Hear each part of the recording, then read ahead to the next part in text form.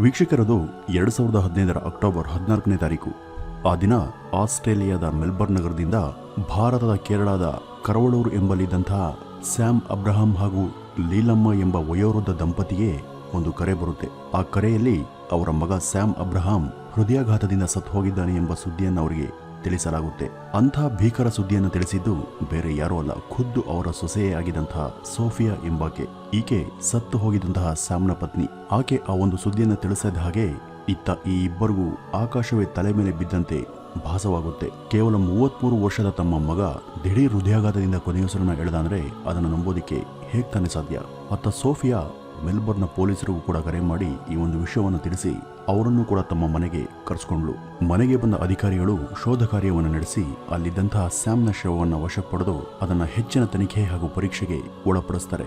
ಶವದ ಮಹಾಜರ್ ಕಾರ್ಯ ನೆರವೇರ್ತಿದ್ದ ಹಾಗೆ ಅದನ್ನು ಸೋಫಿಯಾ ಕೈಯ ಪೊಲೀಸರು ಒಪ್ಪಿಸ್ತಾರೆ. ತಕ್ಷಣವೇ ಸೋಫಿಯಾ ತನ್ನ ಪತಿಯ ಶವವನ್ನು ಹೊತ್ತು ವಿಮಾನವನ್ನೇರಿ ಕೇರಳಕ್ಕೆ ಬಂದಿಳಿತಾಳೆ. ಇದಾದ ಬಳಿಕ ಇತ್ತ ಸ್ಯಾಮ್ನ ಅಟಾಪ್ಸಿ ವರದಿಗಳು ಕೂಡ ಪೊಲೀಸರ ಕೈಯನ್ನ ಸೇರುತ್ತೆ. ಆ ಅಟಾಪ್ಸಿ ವರದಿಗಳನ್ನ ನೋಡಿದ ಪೊಲೀಸರಿಗೆ ಅಚ್ಚರಿಯಾಗುತ್ತೆ. ಕಾರಣ ಅದರಲ್ಲಿ ಸೋಫಿಯಾ ತಿಳಿಸಿದಂತೆ ಸ್ಯಾಮ್ ಹೃದಯಾಘಾತದಿಂದ ಸತ್ತಿದ್ದಾನೆ ಎಂಬ ಯಾವುದೇ ಪುರಾವೆ ಇರಲಿಲ್ಲ. ಆದರೆ ಸೋಫಿಯಾ ಮಾತ್ರ ಎಲ್ರಿಗೂ ತನ್ನ ಪತಿ ಹೃದಯಾಘಾತದಿಂದ ತೀರು ಹೋಗಿದ್ದಾರೆ ಅಂತ ತಿಳಿಸಿದ್ಲು. ಕಡೆಗೆ ಪೊಲೀಸರಿಗೆ ಬಲವಾದ ಗುಮಾನಿ ಕಾಡೋದಕ್ಕೆ ಶುರುವಾಯಿತು. ಸ್ಯಾಮ್ ತನ್ನ ಪತ್ನಿ ತಿಳಿಸಿದಂತೆ ಹೃದಯಾಘಾತದಿಂದ ಸತ್ತಿಲ್ಲವಾದರೂ ಆತ ಸತ್ತದ ಹೇಗೆ, ಅವನ ಸಾವಿಗೆ ಕಾರಣ ಏನು? ಪೊಲೀಸರು ತಕ್ಷಣವೇ ಈ ಒಂದು ಕೇಸಿನ ತನಿಖೆಯನ್ನ ಪ್ರಾರಂಭಿಸಿದ್ರು.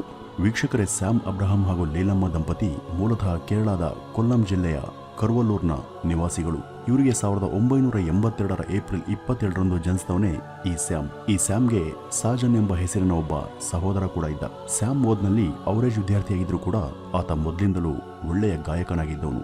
ಸಂಗೀತದಲ್ಲಿ ಹಿಡಿತವಿದ್ದಂತಹ ಸ್ಯಾಮ್ ಚೆನ್ನಾಗಿನೇ ಹಾಡ್ತಾ ಇದ್ದ. ಹೀಗಿದ್ದಾಗ ಇವರ ಮನೆ ಪಕ್ಕವೇ ಒಬ್ಬ ಡಿಫೆನ್ಸ್ ಆಫೀಸರ್ ಕೂಡ ಇದ್ರು. ಅವರಿಗೆ ಇಬ್ಬರು ಮಕ್ಕಳು, ಸೋನಿಯಾ ಹಾಗೂ ಸೋಫಿಯಾ. ಅದರಲ್ಲಿ ಸೋಫಿಯಾ ಸ್ಯಾಮ್ಗಿಂತ 2 ವರ್ಷ ಚಿಕ್ಕವಳು. ಈ ಇಬ್ರು ಕೂಡ ಕ್ರೈಸ್ತ ಮತದವರೇ ಆಗಿದ್ರಿಂದ ಪ್ರತಿದಿನ ತಪ್ಪದೆ ಇಬ್ರು ಹತ್ತಿರದ ಚರ್ಚ್ಗೆ ಒಟ್ಟಿಗೆ ಹೋಗ್ತಾ ಇದ್ರು. ಸ್ಯಾಮ್ ಉತ್ತಮ ಹಾಡುಗಾರನಾಗಿದ್ದರಿಂದ ಅಲ್ಲಿನ ಕೋರಸ್ಗಳಲ್ಲಿ ಆತನು ಭಾಗವಹಿಸ್ತಾ ಇದ್ದ. ಆತನ ಜೊತೆ ಆಗಾಗ ಸೋಫಿಯಾ ಕೂಡ ದನಿಯಾಗ್ತಾ ಇದ್ಲು. ಚಿಕ್ಕಂದಿನಿಂದಲೂ ಇಬ್ರು ಕೂಡ ಒಟ್ಟಿಗೆ ಇದ್ದುದರಿಂದ ಅವರ ನಡುವೆ ಪರಿಚಯ ಸಲುಗೆ ಸ್ನೇಹವಾಗಿ, ಆ ಒಂದು ಸ್ನೇಹ ಪ್ರೀತಿಯಾಗಿ ಬದಲಾಯಿತು.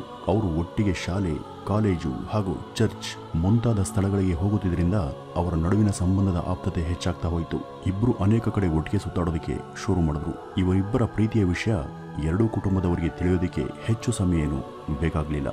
ಸ್ಯಾಮ್ನ ತಂದೆ ತಾಯಿ ಈ ಬಗ್ಗೆ ಏನಂತಹ ವಿರೋಧವನ್ನು ಕೂಡ ವ್ಯಕ್ತಪಡಿಸಲಿಲ್ಲ. ಆದರೆ ಅತ್ತ ಸೋಫಿಯಾಳ ಮನೆಯಲ್ಲಿ ಇದಕ್ಕೆ ತೀವ್ರ ವಿರೋಧ ಕೇಳಿಬಂತು. ಆದರೆ ಸೋಫಿಯಾ ಅದಕ್ಕೆಲ್ಲ ಕೇರ್ ಮಾಡಲಿಲ್ಲ. ಆಕೆ ತನ್ನ ನಿರ್ಧಾರಕ್ಕೆ ಬದ್ಧಳಿದ್ಲು. ತಾನು ಮದುವೆ ಆಗುವುದಾದರೆ ಅದು ಸ್ಯಾಮ್ನನ್ನ ಮಾತ್ರ. ಅವನು ಹೊರತಾಗಿ ನನಗೆ ಬೇರೆ ಸಂಬಂಧ ನೋಡಿದ್ರೆ ಅದಕ್ಕೆ ನಾನು ಸಿದ್ಧಳಿಲ್ಲ ಅಂತ ಆಕೆ ನೇರವಾಗಿ ಪೋಷಕರಿಗೆ ತಿಳಿಸಿದ್ಲು. ಮಗಳ ಅಚಲ ನಿರ್ಧಾರಕ್ಕೆ ಸೋತಂತಹ ಆಕೆಯ ಪೋಷಕರು ವಿಧಿಯಿಲ್ಲದೆ ಇದಕ್ಕೆ ಒಪ್ಪಲೇಬೇಕಾಯಿತು. ಅವರು ಸ್ಯಾಮ್ನೊಂದಿಗೆ ಮಗಳ ಎಂಗೇಜ್ಮೆಂಟ್ ಮಾಡಿ ಮುಗಿಸಿದ್ರು. ಎಲ್ಲವೂ ಅವಳಂತೆಯೇ ಆಗಿತ್ತು. ನಾನು MSc ಮಾಡ್ತೀನಿ, ಅದು ಮುಗಿದ ಮೇಲೆ ಮದುವೆ ಸಿದ್ಧತೆಗಳು ನಡೆಯಬೇಕೆಂದು, ಅದಕ್ಕೂ ಮುನ್ನ ನಾನು ಮದುವೆಯಾಗೋದಿಲ್ಲ ಅಂತ ಆಕೆ ಹೆತ್ತವ್ರಿಗೆ ತಿಳಿಸಿದ್ಲು. ಮಗಳ ಇಷ್ಟವೇ ತಮ್ಮಿಷ್ಟ ಅಂತ ಭಾವಿಸಿದಂತಹ ಅವರು ಅದಕ್ಕೂ ಕೂಡ ಒಪ್ಪಿದ್ರು. ಇದಕ್ಕೆ ಸ್ಯಾಮ್ನ ಒಪ್ಪಿಗೆ ಕೂಡ ಇತ್ತು. ಇದಾದ್ಮೇಲೆ ಸ್ಯಾಮ್ಗೆ ದುಬೈನಲ್ಲಿ ಕೆಲಸ ಸಿಕ್ಕ ಕಾರಣ ಆತ ದುಬೈಗೆ ಹಾರಿದ್ದ. ಇತ್ತ ಸೋಫಿಯಾ ಕೂಡ ತನ್ನ ಆಸೆಯಂತೆ ಅಲ್ಲಿನ ಕೊಟ್ಟಾಯಂನ ಬಳಿ ಇದ್ದಂತಹ ಮಹಾತ್ಮ ಗಾಂಧಿ ಯೂನಿವರ್ಸಿಟಿಯಲ್ಲಿ ಸೇರಿದ್ಲು. ಇಲ್ಲಿ ಆಕೆಗೆ ಕಾಲೇಜ್ ಕ್ಯಾಂಪಸ್ನಲ್ಲಿ ಅರುಣ್ ಎಂಬಾತನ ಪರಿಚಯ ಆಗುತ್ತೆ. ಆತ ಕೂಡ ಅಲ್ಲಿಯ ವಿದ್ಯಾರ್ಥಿಯಾಗಿದ್ದ. ಇಬ್ರಿಗೂ ಪರಿಚಯವಾಗಿ ಇಬ್ರು ಕೂಡ ಕ್ಯಾಂಟೀನ್, ಕ್ಯಾಂಪಸ್, ಹೋಟೆಲ್ ಅಂತ ಆಗಾಗ ಸುತ್ತಾಡೋದಕ್ಕೆ ಶುರು ಮಾಡಿದ್ರು. ಇಬ್ಬರ ನಡುವೆ ಹೆಚ್ಚಿಗೆ ಸಮಯ ಕಳೆಯುವಂತಹ ಒಡನಾಟ ಸ್ಥಾಪನೆಯಾಗಿದ್ರಿಂದ ಈ ಇಬ್ಬರ ನಡುವೆ ಸ್ನೇಹ ಹಾಗೂ ಲವ್, ಇವೆರಡರ ನಡುವಿನ ಒಂದು ರೀತಿಯ ಅಗೋಚರ ರಿಲೇಶನ್ಶಿಪ್ ಕೂಡ ಸೃಷ್ಟಿಯಾಗುತ್ತೆ. ಸೋಫಿಯಾಗೂ ಕೂಡ ನಿಶ್ಚಿತಾರ್ಥ ಏರ್ಪಟ್ಟಿತ್ತು ಹಾಗೂ ಅರುಣ್ಗೂ ಕೂಡ ಅವರೂರಲ್ಲಿ ಒಂದು ಸಂಬಂಧದ ಪರಿಚಯವಾಗಿತ್ತು. ಹೀಗಿದ್ರೂ ಕೂಡ ತಮಗರಿಯದೆ ಅಥವಾ ಅರಿಯದೆ ಒಬ್ಬರನ್ನೊಬ್ಬರು ಇಷ್ಟಪಡೋದಕ್ಕೆ ಶುರು ಮಾಡಿದ್ರು. 2 ವರ್ಷಗಳ ಬಳಿಕ ಸೋಫಿಯಾ ತನ್ನ ಕ್ಯಾಂಪಸ್ ಇಂಟರ್ವ್ಯೂನಲ್ಲಿ ಸೆಲೆಕ್ಟ್ ಆಗಿ ತಿರುವನಂತಪುರಂನ ಒಂದು ಖಾಸಗಿ ಕಂಪನಿಯಲ್ಲಿ ಕೆಲಸ ಮಾಡೋದಕ್ಕೆ ಆರಂಭಿಸ್ತಾಳೆ. ವೀಕ್ಷಕರದು 2008 ಇಸ್ವಿ. ಅದೇ ಸಮಯದಲ್ಲಿ ಸ್ಯಾಮ್ ದುಬೈನಿಂದ ಭಾರತಕ್ಕೆ ವಾಪಸ್ ಆಗ್ತಾನೆ. ಅದೇ ವರ್ಷ ಇಬ್ಬರಿಗೂ ಕೇರಳದಲ್ಲಿ ಅದ್ದೂರಿಯಾಗಿ ಮದುವೆ ಕೂಡ ಜರುಗುತ್ತೆ. ಮದುವೆ ಮುಗಿದ ಕೆಲ ದಿನಗಳ ಬಳಿಕ ಸ್ಯಾಮ್ ತನ್ನೊಡನೆ ದುಬೈಗೆ ಬರುವಂತೆ ಸೋಫಿಯಾಗೆ ಹೇಳ್ತಾನೆ. ಆದರೆ ಸೋಫಿಯಾ ಇದಕ್ಕೆ ಒಪ್ಪೋದಿಲ್ಲ. ತನಗಿಲ್ಲಿ ಪ್ರೈವೇಟ್ ಕಂಪನಿಯಲ್ಲಿ ಒಳ್ಳೆಯ ಕೆಲಸ ಸಿಕ್ಕಿದೆ, ನಾನು ಇಲ್ಲೇನೆ ಮುಂದುವರಿತೀನಿ ಅಂತ ಆಕೆ ತಿಳಿಸಿದ್ಲು. ಅದಕ್ಕೆ ಸ್ಯಾಮ್ ಕೂಡ ಆಕೆಯನ್ನ ಒತ್ತಾಯಪಡಿಸೋದಿಲ್ಲ. ಮದುವೆಯಾದ ಕೆಲ ದಿನಗಳ ಕಾಲ ಆಕೆಯ ಜೊತೆ ಸಂತಸದಿಂದ ಇದ್ದಂತಹ ಸ್ಯಾಮ್ ಪುನಃ ದುಬೈಗೆ ಹೊರಡ್ತಾನೆ. ಅತ್ತ ಆಕೆಯ ಕಾಲೇಜ್ ಸ್ನೇಹಿತ ಅರುಣ್ ಇದ್ನಲ್ಲ, ಅವನು ಒಂದು ಮದುವೆ ಕೂಡ ಆಗಿ ಒಂದು ಗಂಡು ಮಗು ಕೂಡ ಜನಿಸುತ್ತೆ. ಅದಾದ ಬಳಿಕ ಆಸ್ಟ್ರೇಲಿಯಾದಲ್ಲಿ ಕೆಲಸ ಸಿಕ್ಕಿದ್ರಿಂದ ಆತ ತನ್ನ ಪತ್ನಿಯನ್ನ ಕೊಂಡೊಯ್ದು ಅಲ್ಲಿನ ಮೆಲ್ಬೋರ್ನ್ ನಲ್ಲಿ ನೆಲೆಸ್ತಾನೆ. ಇತ್ತ 2009ರಲ್ಲಿ ಸೋಫಿಯಾಗೂ ಕೂಡ ಸ್ಯಾಮ್ನಿಂದ ಒಂದು ಗಂಡು ಮಗು ಜನಿಸುತ್ತೆ. ಈ ವಿಷಯ ತಿಳಿದು ಸಂತಸ ಪಟ್ಟಂತಹ ಸ್ಯಾಮ್ ಮಗುವನ್ನು ನೋಡೋದಕ್ಕೆ ಕೇರಳಕ್ಕೆ ಬರ್ತಾನೆ. ಮಗುವಿನ ಜೊತೆ ಕಾಲ ಕಳೆದ ಸ್ಯಾಮ್ ಈಗಲಾದರೂ ತನ್ನ ಜೊತೆ ದುಬೈಗೆ ಬರೋದಕ್ಕೆ ಪತ್ನಿಯನ್ನ ವಿನಂತಿಸ್ಕೊಳ್ತಾನೆ. ಆದ್ರೆ ತಾನು ಬರೋಲ್ಲ, ಇಲ್ಲಿನ IT ಕ್ಷೇತ್ರದಲ್ಲಿ ತನಗೆ ಒಳ್ಳೆಯ ಸ್ಕೋಪ್ ಇದೆ, ನಾನು ಇಲ್ಲೇ ಇರ್ತೀನಿ, ನೀನು ಹೊರಡುವಂತ ಪತಿಗೆ ಖಚಿತವಾಗಿ ತಿಳಿಸಿದ್ಲು.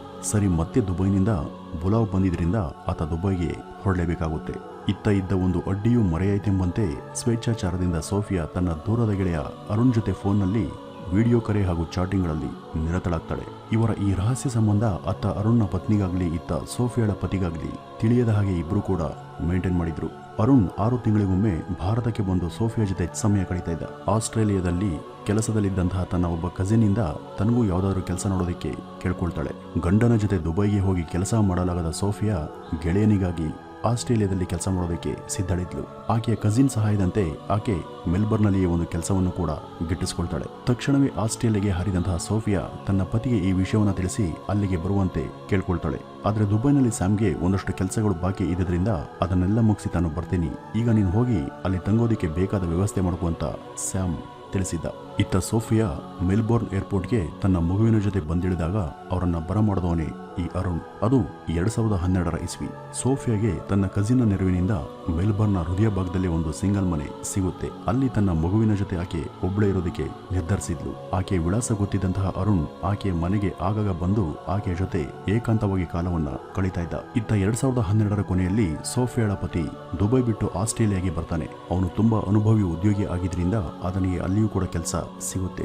ಈಗ ಉದ್ಭವಿಸಿದ ಸಮಸ್ಯೆ ಏನಂದ್ರೆ ಸ್ಯಾಮ್ ಬಂದ ಬಳಿಕ ಸೋಫಿಯಾ ಹಾಗೂ ಅರುಣ್ರ ಭೇಟಿಗೆ ತೊಂದರೆ ಆಗುತ್ತೆ. ಅರುಣ್ ಸೋಫಿಯಾಗೆ ಆಕೆಯ ಪತಿಯನ್ನು ವಾಪಸ್ ದುಬೈಗೆ ಹೋಗೋದಕ್ಕೆ ಒತ್ತಾಯಿಸುವಂತೆ ಕೇಳ್ಕೊಂಡಿದ್ದ. ಇತ್ತ ತಾನು ಕೂಡ ತನ್ನ ಪತ್ನಿಯನ್ನ ಕೇರಳಕ್ಕೆ ಕಳಿಸ್ತೀನಿ, ಆಗ ಇಬ್ರಿಗೂ ಯಾರ ಅಡ್ಡಿಯೂ ಇರೋದಿಲ್ಲ ಅಂತ ಆತ ತಿಳಿಸಿದ್ದ. ಸೋಫಿಯಾಗೂ ಕೂಡ ಇದೇ ಸರಿ ಅನ್ಸಿ ಅವಳು ಪತಿಯ ಬಳಿ ಚರ್ಚೆ ಮಾಡಿದಾಗ ಅದಕ್ಕೆ ಬೇಡವೆಂದ ಸ್ಯಾಮ್ ಇಲ್ಲೇ ಉತ್ತಮ ನೆಲೆಯನ್ನ ಕಂಡುಕೊಳ್ಳೋಣ ಅಂತ ಆತ ಹೇಳಿದ್ದ. ಪತಿಯ ನಿರ್ಧಾರ ಆಕೆಗೆ ಹಿಡಿಸೋದಿಲ್ಲ. ಹೇಗಾದ್ರೂ ಮಾಡಿ ಪತಿಯನ್ನ ಇಲ್ಲಿಂದ ದೂರ ಸಾಗಿಸಬೇಕು ಅಂತ ಆಕೆ ಯೋಚಿಸ್ತಾಳೆ. ಅತ್ತ ಅರುಣ್ ತನ್ನ ಮಾತಿನ ಹಾಗೆ ಅವನ ಪತ್ನಿಯನ್ನ ಕೇರಳಕ್ಕೆ ಕಳಿಸಿದ್ದ. ಒಬ್ಬಂಟಿಯಾಗಿ ಉಳಿದ ಅರುಣ್ಗೆ ಅತ್ತ ಸೋಫಿಯಾ ವಿಷಯವಾಗಿ ಇದ್ದ ಅಡ್ಡಿ ಆಕೆಯ ಪತಿಯೊಬ್ಬನೇ. 2013ರಲ್ಲೊಮ್ಮೆ ಸ್ಯಾಮ್ನ ಮೇಲೆ ಅಲ್ಲಿನ ರೈಲ್ವೆ ನಿಲ್ದಾಣದ ಬಳಿ ಹಲ್ಲೆ ಕೂಡ ನಡೆದಿರುತ್ತೆ. ಅದು ಕೂಡ ಅರುಣ್ನಿಂದಲೇ. ಅರುಣ್ ಅವತ್ತು ಸೋಫಿಯಾಗೆ ನಿನ್ನ ಪತಿಯನ್ನ ಹೇಗಾದ್ರೂ ಮಾಡಿ ರೈಲ್ವೆ ಸ್ಟೇಷನ್ಗೆ ಬರುವಂತೆ ಮಾಡುವಂತ ಕೇಳ್ಕೊಂಡಿದ್ದ. ಅವನು ಅಲ್ಲಿಗೆ ಬಂದ್ರೆ ಅವನ ಮೇಲೆ ಹಲ್ಲೆ ಮಾಡಿ ಅವನನ್ನ ಮುಗಿಸೋ ಪ್ಲಾನ್ ಆಗಿತ್ತು. ಅದಕ್ಕೆ ಸೋಫಿಯಾ ಕೂಡ ಒಪ್ಪಿದ್ಲು. ಆದರೆ ಆ ಒಂದು ಪ್ಲಾನ್ ಫಲಿಸದೆ ಸಾಧಾರಣ ಪೆಟ್ಟನ್ನ ತಿಂದಿದ್ದಂತಹ ಸ್ಯಾಮ್ ಪ್ರಾಣಾಪಾಯದಿಂದ ಬಚಾವಾಗಿದ್ದ. ಸ್ಥಳದಿಂದ ಕೂಡಲೇ ಕಾಲ್ಕಿತ್ತಿದ್ದ ಅರುಣ್ನ ಗುರುತು ಸ್ಯಾಮ್ಗೆ ಗೊತ್ತಾಗ್ಲಿಲ್ಲ. ಈ ಘಟನೆ ಬಳಿಕ ಸ್ಯಾಮ್ಗೆ ತನ್ನ ಪತ್ನಿಯ ಮೇಲೆ ಅನುಮಾನದ ಜೊತೆ ಸ್ವಲ್ಪ ಭಯ ಕೂಡ ಮೂಡಿತ್ತು. ಆತನಿಗೆ ಪತ್ನಿ ಹಾಗೂ ಅರುಣ್ ಜೊತೆ ಇದ್ದಂತಹ ಸಂಬಂಧ 2014ರ ಕೊನೆಯಲ್ಲಿ ಗೊತ್ತಾಗಿ ಅದ್ರ ಬಗ್ಗೆ ಹಾಗೂ ತನ್ನ ಜೀವಕ್ಕೂ ಆಪತ್ತಿದ್ದ ಬಗ್ಗೆ ಪೋಷಕರಿಗೆ ತಿಳಿಸಿದ್ದ. ನಾನೇನಾದ್ರೂ ಸತ್ರೆ ತನ್ನನ್ನ ಕೇರಳದಲ್ಲಿದ್ದಂತಹ ತನ್ನ ತಾತನ ಸಮಾಧಿ ಪಕ್ಕನೆ ಹೂಳುವಂತೆ ಕೇಳ್ಕೊಂಡಿದ್ದ. ಇಂಥ ಸ್ಯಾಮ್ ಹೃದಯಾಘಾತದಿಂದ ತೀರುಹೋದಂತ ಸೋಫಿಯಾ 2015ರ ಅಕ್ಟೋಬರ್ 14ರ ಸಂಜೆ ಆತನ ಪೋಷಕರಿಗೆ ಕರೆ ಮಾಡಿ ತಿಳಿಸಿದ್ಲು.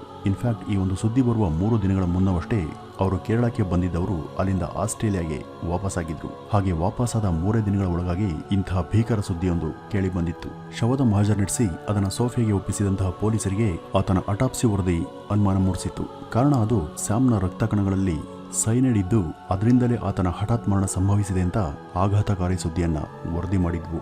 ಇದರಿಂದ ಜಾಗೃತರಾದ ಪೊಲೀಸರು ತನಿಖೆಯನ್ನ ಮಾಡಿ ಸೋಫಿಯಾಳ ಡೈರಿ ಮುಂತಾದ ವಸ್ತುಗಳನ್ನ ಪರಿಶೀಲನೆ ಮಾಡಿದಾಗ ಆಕೆ 100 ಗಂಟೆಗಳಿಗೂ ಹೆಚ್ಚು ಕಾಲ ಅರುಣ್ ಎಂಬಾತನೊಂದಿಗೆ ಮಾತನಾಡಿದಂತಹ ಹಾಗೂ ಚಾಟ್ ಮಾಡಿದ್ದು ಗೊತ್ತಾಯ್ತು. ಚಾಟ್ ಲಿಸ್ಟ್ ಅನ್ನ ನೋಡಿ ಇವರಿಬ್ಬರ ನಡುವೆ ಇರಬಹುದಾದಂತಹ ಅಕ್ರಮ ಸಂಬಂಧದ ಬಗ್ಗೆ ಅವರಿಗೆ ಗೊತ್ತಾಗುತ್ತೆ. ಈ ಸಂಬಂಧವಾಗಿ ಅವರನ್ನು ಅರೆಸ್ಟ್ ಮಾಡಿದ ಅಧಿಕಾರಿಗಳ ವಿಚಾರಣೆ ವೇಳೆ ಇಬ್ಬರು ಕೂಡ ತಮ್ಮ ನಡುವಿನ ಸಂಬಂಧವನ್ನ ಹಾಗೂ ಅದರಿಂದಲೇ ಸ್ಯಾಮ್ನ ಹತ್ಯೆಯನ್ನ ತಾವು ಮಾಡಿದ್ದೇವೆ ಅಂತ ಪೊಲೀಸರಿಗೆ ನಿಜಾಂಶವನ್ನ ತಿಳಿಸಿದ್ರು. ಅಲ್ಲಿನ ವಿಕ್ಟೋರಿಯಾ ಕೋರ್ಟ್ ಈ ವಂಚನೆಯ ಹತ್ಯೆಗೆ ಇಬ್ಬರಿಗೂ ಕೂಡ 2018ರ ಜನವರಿಯಲ್ಲಿ 25 ವರ್ಷಗಳ ಸುದೀರ್ಘ ಅವಧಿಯ ಶಿಕ್ಷೆಯನ್ನ ಪ್ರಕಟಿಸಿತ್ತು. ಈ ಮಧ್ಯ ಮಗನನ್ನ ಕಳೆದುಕೊಂಡಂತಹ ವಯೋವೃದ್ಧರನ್ನ ಕೊನೆಯವರೆಗೂ ಪುತ್ರ ಶೋಕದಿಂದ ಕೊರಗುವಂತೆ ಮಾಡಿದಂತಹ ಸೋಫಿಯಾಗೆ ಸ್ಯಾಮ್ನ ಜೊತೆ ಬಾಳೋದಕ್ಕೆ ಇಷ್ಟ ಇಲ್ಲ ಅಂದ್ರೆ ಅರುಣ್ನ ಜೊತೆ ಇರೋದಕ್ಕೆ ಇಷ್ಟ ಇದ್ದಿದ್ರೆ ಪತಿಗೆ ಡಿವೋರ್ಸ್ ಕೊಡಬಹುದಿತ್ತು. ಆದ್ರೆ ಇದ್ಯಾವುದನ್ನು ಕೂಡ ಮಾಡದ ಆಕೆ ಕೇವಲ ತನ್ನ ಸ್ವಾರ್ಥಕ್ಕಾಗಿ ಮುಗ್ಧ ಜೀವವೊಂದನ್ನ ಬಲಿ ಕೊಟ್ಟಿದ್ಲು. ಇದರಿಂದಾಗಿ ಆಕೆಗಾಗ್ಲಿ ಅರುಣ್ಗಾಗ್ಲಿ ಸಿಕ್ಕಿದಾದರೂ ಏನು. ಆಸ್ಟ್ರೇಲಿಯಾದ ಕ್ರಿಮಿನಲ್ ವಲಯದಲ್ಲಿ ಈ ಒಂದು ಕೇಸ್ ಈಚೆಗೆ ತೀವ್ರ ಚರ್ಚೆಗೊಳಗಾಗಿದ್ದಂತಹ ಒಂದು ಪ್ರಕರಣ. ಇದಿಷ್ಟು ಈ ಒಂದು ವಿಡಿಯೋದ ಮಾಹಿತಿ. ನಮಸ್ಕಾರ.